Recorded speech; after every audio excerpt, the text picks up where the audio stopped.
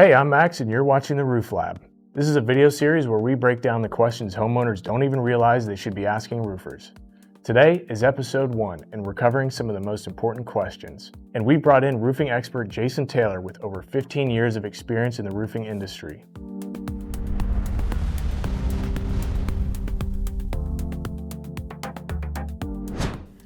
A lot of homeowners are surprised when roofers request to go into the attic during an inspection. Why does that actually matter?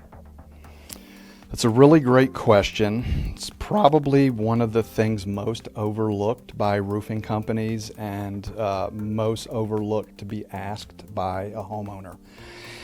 Getting in the attic helps us understand or identify current issues like where, if any of the wood's wet or anything like that, and it also lets us identify or explore the history of the roof, so any previous leaks. It also gives us an idea of what kind of insulation you have going on, how good your ventilation is, how good it's performing, and all of the things that make it a roofing system and help extend the life of your roof. So if during a roofing inspection, the roofer doesn't want to get inside of the attic or doesn't ask to, what does that mean?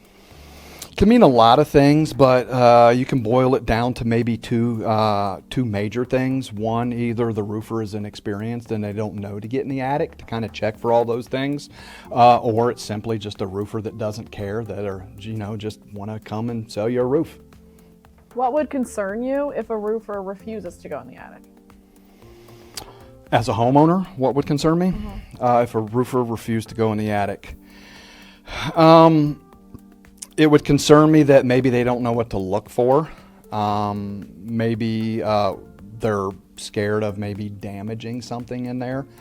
And as a homeowner, if I know that's an important part of the inspection process, like when we're doing a whole home inspection, and a roofer is like refusing to do one of the things that's like critical to giving me an idea of how healthy my roof is, I would probably start looking for another roofer. Have you ever fallen through the ceiling when you're doing a roofing inspection? Absolutely. There are two kinds of roofers, ones that have fallen through a ceiling when they're in an attic, and ones that have yet to fall through a ceiling in an attic. It's inevitable. It's inevitable, yes. Okay.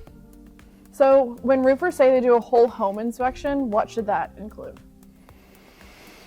It's another good question. A lot of homeowners, a lot of roofing professionals don't necessarily look at the home as a system that like functions to protect everything inside.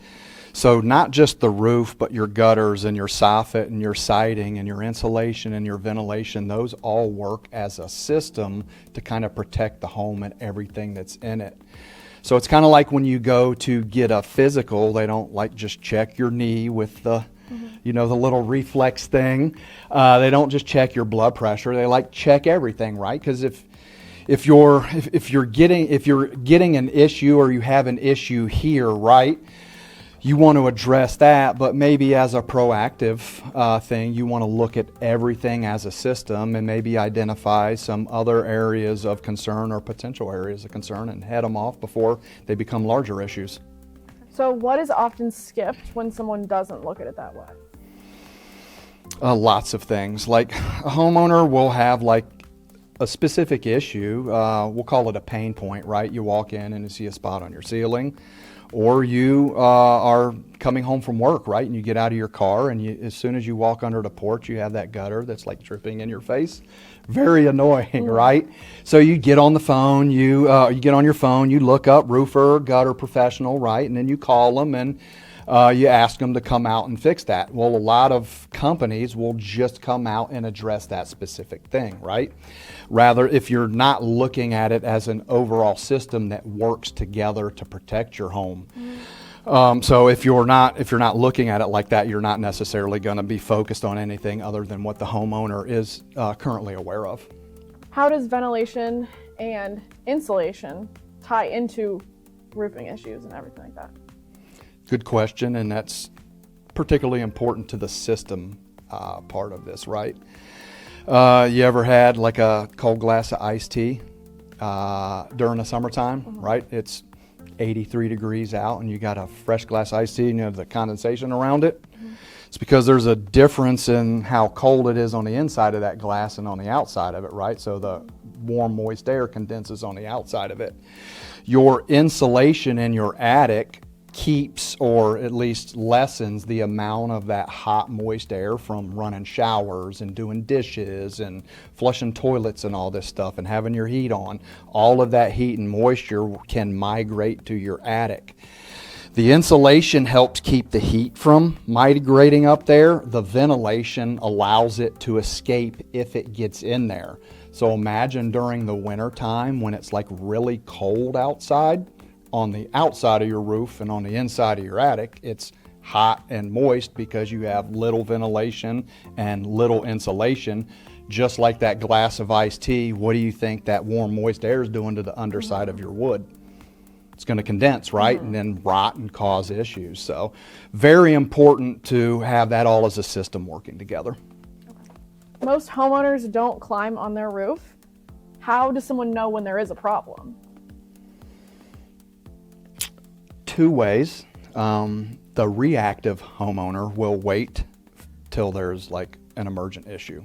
There's a puddle on their floor, there's drywall, paint that's peeling. And then you call someone to come out and take a look at it. The other kind of homeowner is the proactive homeowner, where they know the importance of a healthy roof, healthy gutters, a healthy system, and they have annual inspections, right? Or biannual inspections where they ask a professional to come out and do an inspection on their roof and everything, a whole home inspection, right? And get an idea of the current condition of their roof, as well as what they might need to do to bring it up to a condition to where they're not dealing with leaking issues. So you either know because you're waiting on it to happen, or you're calling someone out to take a look at it. Most homeowners aren't getting up on their roof because they're pretty steep and dangerous. Can't say that I haven't been stranded on a roof before and had to call a friend to come rescue me. What are subtle warning signs that people should know about? I think there are a few things that happen regularly that either homeowners don't know that they're an issue, or that they know and they just think they're a minor issue. One of the biggest things that happens to your roof over time is it sheds granules. So the color of your roof are the stone granules up there, right? It does two things. It protects the asphalt, and then it provides aesthetics, right? That's where you get your color from.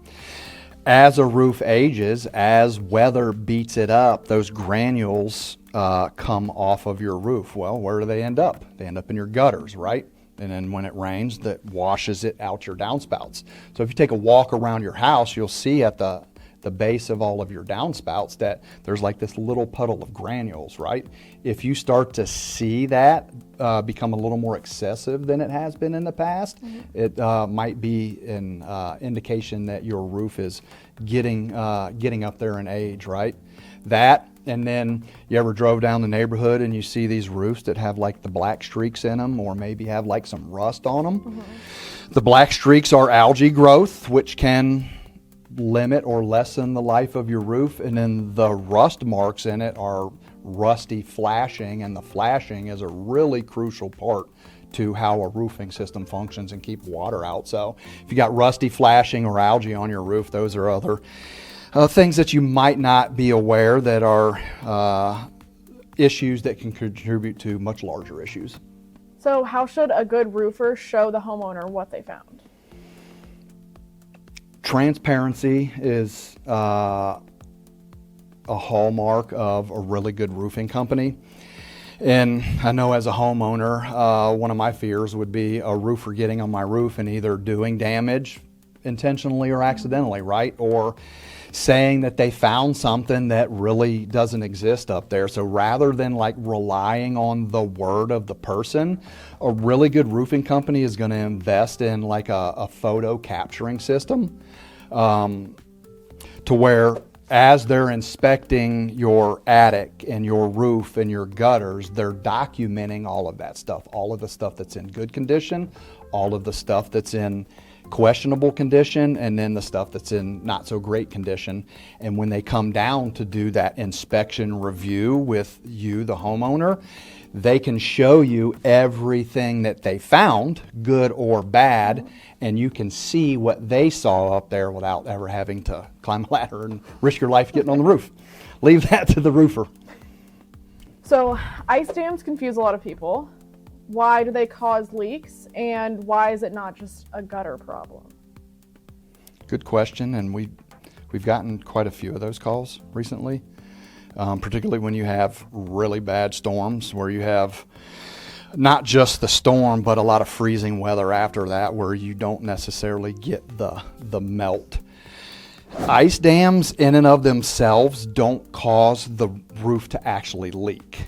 The ice damming is just a buildup of the ice as the roof is melting at the higher part of your roof. And this is actually a question with an answer that ties back to one of the earlier questions that we covered, is why get in the attic, right? Well, we get in the attic to see the history of the roof, but to see how good the insulation is and how good your ventilation is, right? So imagine a roof that underneath in the attic has poor ventilation and poor insulation, right? And it's hot there during the winter. So it's going to melt the snow at the top of the roof. Once it gets out by the gutter, there's not that hot attic air, so it refreezes down there. So ice damming can be an indication of poor ventilation and poor insulation. Also, as the water backs up from the ice dam, it leaks because of how the roof was installed at the edge. There's a code-related item now. It's a special underlayment that goes there. So if you have ice damming that is creating a leak, it's typically because they overlooked or intentionally left out the ice and water shield because it's cheaper to do that. Maybe the home builder didn't install the decking all the way down to the fascia and there's a big gap there. So inherently, ice damming doesn't cause the leaks. It just produces the conditions that exposes a roofing system that has some intentionally or overlooked roofing items.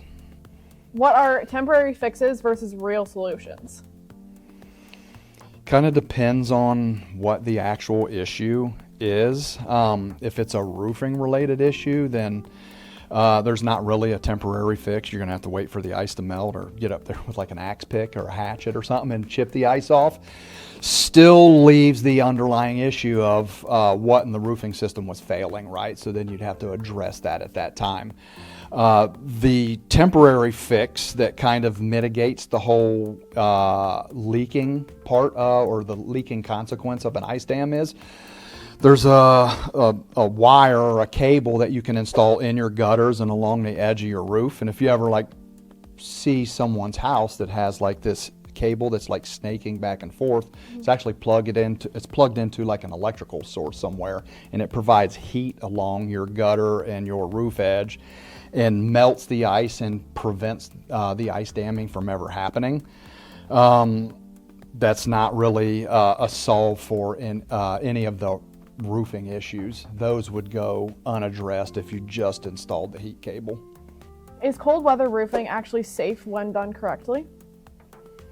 Yes. If you look at the installation instructions provided by the manufacturer, not just like industry standards, there are specific cold weather applications, and there's also not like a specific temperature that says you can install above this or do not install below this. It's kind of like a general rule of thumb that once it starts getting colder, you want to start employing what are the cold weather practices, right? So you don't want to deliver the material and have it sitting out there for days and getting cold and hard and brittle. So you'll want to take the material from your heated warehouse and deliver it the day of. You want to make sure that when you're tearing off, everything is cleared before you're putting the roof on. That way you're not trapping any existing moisture or anything like that. So what happens when damage sits through winter? Think of it like this. You have your asphalt shingles that are installed on the wood framing, and what we call the substrate, which is the wood decking, right? It's your plywood. Have you ever left a piece of wood sitting outside for a prolonged period of time, right?